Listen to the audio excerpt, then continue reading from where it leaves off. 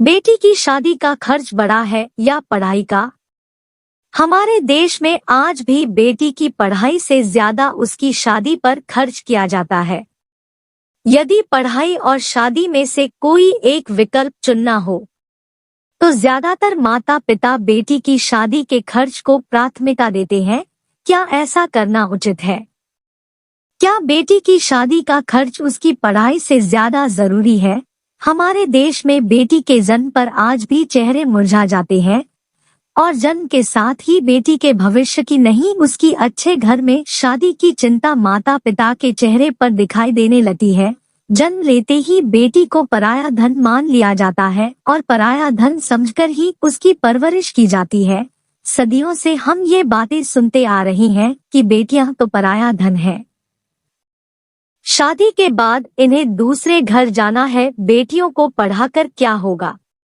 ज्यादा पढ़ लेंगी तो शादी में और दिक्कत होगी, लड़का ढूंढना मुश्किल हो जाएगा। बेटियों को घर के कामकाज सिखाओ, तभी ससुराल में सबका दिल जीत पाएंगी। बेटियों के भविष्य की रूपरेखा आज भी इतना डर सहकर तैयार की जाती है कि एक इंच भी इधर उधर सोचने से माता पिता घबरा जाते हैं।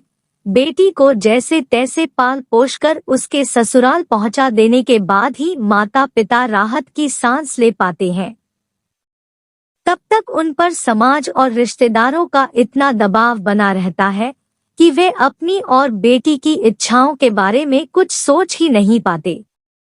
एक औरत वाइफ हाउस सोनम कपूर कहती है, दरअसल माता पिता पर बेटियों की शादी पर होने वाले खर्च का दबाव दहेज के कारण आता है।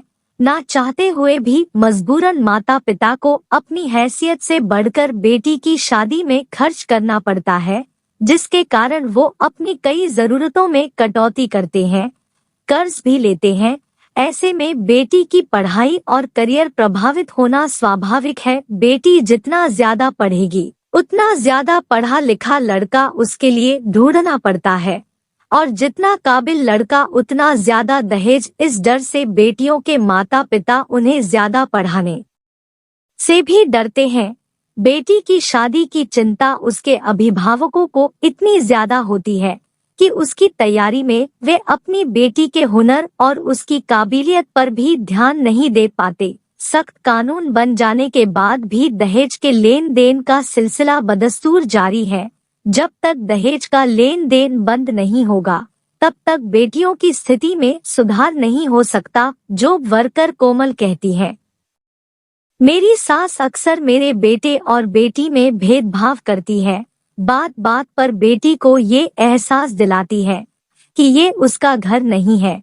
मेरी 7 साल की बेटी जब अपनी सहेलियों से कहती है कि आज हम सब हमारे घर में खेलेंगे, तो मेरी सास फौरन उसे रोक देती है कि ये तेरा घर नहीं, तेरे भैया का घर है, तेरा घर तो न जाने कहाँ होगा। मेरी सास की ऐसी बातों से मेरी बेटी बहुत चिढ़ जाती है। वो बार बार मुझसे ये सवाल करती है कि माँ, क्या ये सच में मेरा घर नहीं है? उसके मासूम सवाल सुनकर मैं अक्सर बेचैन होकर सोचती हूँ कि आखिर कहाँ है इसका घर। मायके वाले कहते हैं कि अपने शौक अपने घर ससुराल जाकर पूरे करना, और ससुराल वाले कहते हैं कि अपने घर में ठाट कर लिए, अब ससुराल की जिम्मेदारियां संभालो। तो कहाँ है औरत का घर? कौन समझता है उसकी भावनाओं को, उसकी पीड़ा को? हम कितनी भी बड़ी बड़ी बातें कर लें, लेकिन लोगों की सोच बदलने में अभी भी वक्त लगेगा। बेटियों की स्थिति अभी भी बहुत खराब है। आज भी सबको जैसे तैसे बेटियों को ससुराल भेज देने की जल्दी रहती है। उसके भविष्य की, उसकी इच्छाओं की, आकांक्षाओं के बारे में कोई नहीं सोचता। बेटी की शादी में भले ही कर्ज लेकर खर्च कर लेंगे, लेकिन उसकी पढ़ाई या करियर पर कोई खर्च नहीं करना चाहता। बिजनेसमैन राधिका चौहान कहती है, मेरी बेटी पढ़ाई में मेरे बेटे से बहुत अच्छी है। वो हमेशा क्लास में अव्वल आती है। फिर जब उसने आगे की पढ़ाई के लिए विदेश जाने का फैसला किया, तो घर में बहस छिड़ गई। मेरे सास ससुर का कहना था कि इसकी पढ़ाई पर इतने पैसे फूंक देंगे तो शादी का कर्ज कहाँ से लाएंगे। मेरे पति भी उसे पढ़ाई के लिए विदेश भेजने के पक्ष में नहीं थे, लेकिन मैंने और मेरे बेटे ने जिद पकड़ ली। मुझे बहुत अच्छा लगा जब मेरे बेटे ने अपनी बहन के लिए घर में आवाज उठाई और ये माना कि उसकी बहन उससे ज्यादा काबिल है, इसलिए उसे विदेश जाकर पढ़ाई करने का पूरा हक है। मेरे ख्याल से यदि हम अपने बच्चों को घर में सही माहौल दे और बेटा बेटी में कोई फर्क न करें तो बेटियों के लिए आगे बढ़ने के रास्ते बेहद आसान हो जाएंगे। आज मेरी बेटी इतनी सक्षम है कि अपने साथ साथ अपने भाई के करियर के फैसले भी खुद लेती है और उसका भाई हर समय उसके साथ खड़ा रहता है। प्रोफेसर मंजू सिंह अपने कॉलेज की हिंदी डिपार्टमेंट की हेड है, पढ़ाई में हमेशा अव्वल रही और आज अपनी मेहनत से इस मुकाम पर है। जब घर में उनकी शादी की बात चलने लगी तो लड़के वालों की तरफ से दहेज की लंबी चौड़ी फरमाइश भी आने लगी। ऐसे में मंजू ने एक फैसला किया। उन्होंने घर में साफ कह दिया कि वो उसी लड़के से शादी करेंगी जो दहेज नहीं लेगा। शादी में देरी जरूर हुई, लेकिन आज मंजू की शादी एक ऐसे लड़के से हुई है जो न सिर्फ उन्हें समझता है बल्कि उनके प्रोफेशन की भी इज्जत करता है। मंजू और उसके परिवार की तरह ही लोगों को अपनी सोच बदलने की जरूरत है। बेटी की शादी करने से पहले उसे इतना काबिल बना दे कि वो अपनी एक अलग पहचान बना सके, अपनी जिंदगी के फैसले खुद ले सके। आज भी कई घरों में बेटियों को बात बात पर ये एहसास दिलाया जाता है कि वो बेटों से कम है। उनके हंसने बोलने उठने बैठने के लिए अलग नियम बनाए जाते हैं। उन्हें ये बताया जाता है कि वो लड़कों से कमजोर हैं, इसलिए उन्हें हर बात चुपचाप सहन कर लेनी चाहिए। ऐसे माहौल में बेटियों का ज़मीर कमजोर हो जाता है और वो ये मानने लग जाती है कि वो वाकई कमजोर है।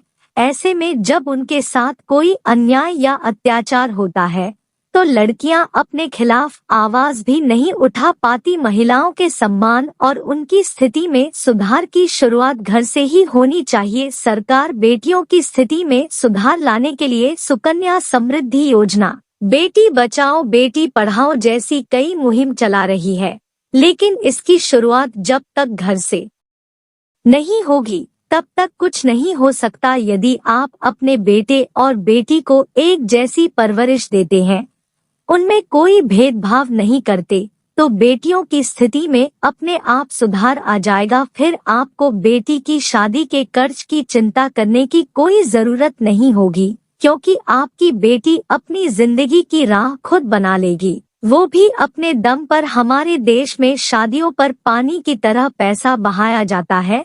लोग शादी के खर्च को अपने स्टेटस से जोड़कर देखते हैं, इसीलिए कई लोग कर्ज लेकर भी शादी पर खर्च करते हैं।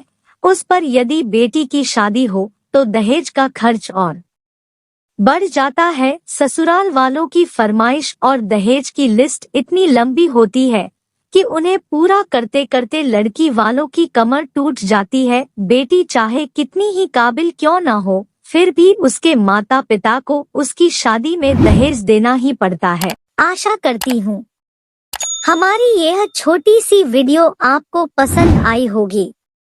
यह कहानी आपको कैसी लगी है कमेंट करके हमें जरूर बताइए और लाइक और शेयर भी कर दे। चैनल को सब्सक्राइब जरूर कर ले। धन्यवाद।